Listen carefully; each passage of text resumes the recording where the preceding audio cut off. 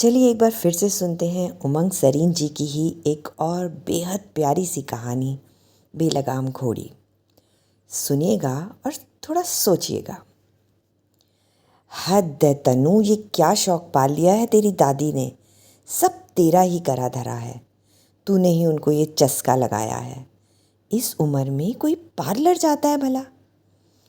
रेखा के स्वर में व्यंग था। तनु बोली, मम्मी धीरे बोलो ना, दादी सुन लेगी, उन्हें बुरा लगेगा। अरे तनु, सुन क्या लेगी, सुन लिया है मैंने सब कुछ। पर कुछ गलत थोड़ी किया हुए है तेरी माँ। दादी की आवाज़ सुनकर तनु ने एक गुस्से वाली नज़र अपनी माँ पर डाली और झटपट दादी के गले में बाहें डाल दी। ओ मेरी प्यारी दादी, मम्मी तो कुछ भी कहती है। तुम ना दादी बिल्कुल ध्यान न धरना उनकी बात पर। तनु ने बिगड़ी स्थिति संभालनी चाहिए। दादी ने नाक भौं सिकोड़ी और बोली, अरे जाने दे लल्ली, मैं तो यूं भी इसकी बात पर कान ना धरूं। कुछ भी बोलती है तेरी माँ। हाँ नहीं तो। फिर दादी ने चप्पल उतारी और पलंग पर तकिए के टेक लेकर बैठ गई। फिर बोली, चलो बैठो दोनों यहाँ। तो उन्होंने मम्मी का भी हाथ पकड़कर बिठा दिया। रेखा भी अपनी जुबान को कोसती लज्जित सी हो बैठ गई। तनु की दादी बिंदास बोल पड़ी, सच ही तो कहवे है तू रेखा। वो क्या कहवे है? हाँ पार्लर। वहाँ जाना मेरी उम्र के लोगों के लिए थोड़ा अजीब सी बात है। पर रेखा, मैं यूं कहूँ, ये तेरी बेटी तो बस अपने मन की करे है।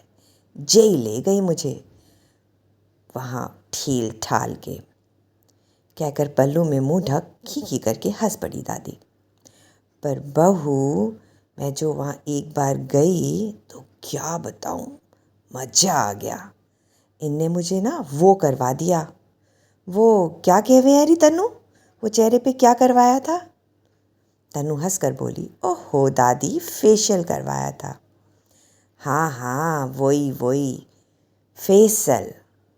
रेखा, तने सच बताऊं, वहाँ एक लड़की ने कैसे नरम नरम हाथों से मेरा चेहरा छुआ, फिर क्रीम लगाकर मालिश की, तो मुझे इतना आराम मिला कि क्या बताऊं।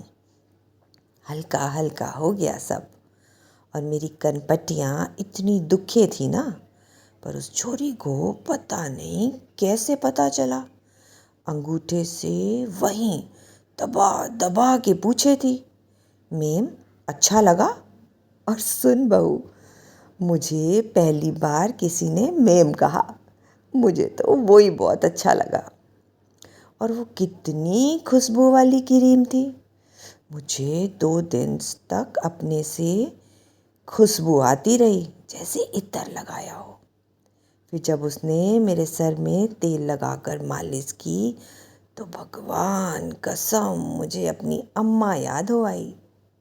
ऐसे ही वो मुझे बिठा के मेरे बालों में उंगलियां फिरा फिरा के तेल मालिश किया करे थी।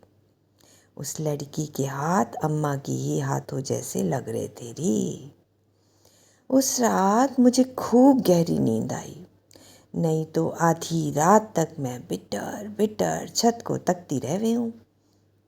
तुझे पता है, जब वो बोली, चलिए आपका क्या कहवे हैं हेड वॉश करा दूँ मेम, तो मैं सोचने लगी मुझे अपने संग बाथरूम ले जाएगी।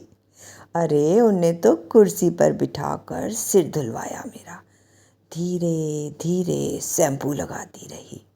अम्मा फिर याद आ गई री, कैसे मुझे स्टूल पर बिठवा कर मेरे लंबे बालों को सिकाकाई साबुन से धोया करे थी वो।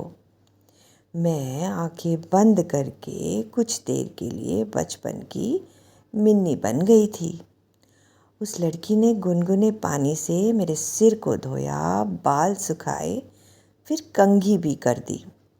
अम्मा थी तो ये मोटी चोटी बनाकर रिबन गूंद देवे थी। अब जरा से बाल इस क्लिप में समा गए। बस अम्मा तो फिर याद आ गई। अब बोलते बोलते दादी का गला रुंधने लगा था। तनु ने दादी का हाथ पकड़कर चूम लिया। दादी फिर बोली, तो रेखा बहू, मैं इसलिए चली जावे हूँ कि वो क्या कहवे हैं, पार्लर। वहाँ मैं अपना बचपन पाले हुए हूँ, अपनी उम्र को भूल जावे हूँ जब वो मुझे मैम कहती है। मैं आंखें बंद करके अपनी हाथों में अम्मा के हाथों को महसूस करे हूँ। मैं वहाँ बुजुर्ग माँ जी नहीं, मिन्नी बन जावे हूँ। अब देख रेखा, मेरी पोती ने जो चस्का लगा दिया है ना, वो तो ना छूटेगा अब। भले ही दुनिया कह ले बूढ़ी घोड़ी लाल लगाम, पर अब ये बूढ़ी तो बेलगाम है। कोई रोक सके तो रोक लेवे। दादी खी करके खुलकर हंस रही थी। रेखा उठी और सास के गले में बाहें डाल दी। तनु ताली बजाकर कह रही थी, ये बात मेरी बिंदास दादी। फ़ोन करके अगली अपॉइंटमेंट ले लूँ पार्लर से। तो ये थी उमंग सरीन जी की प्यारी सी कहानी। बताइएगा आपको कैसी लगी।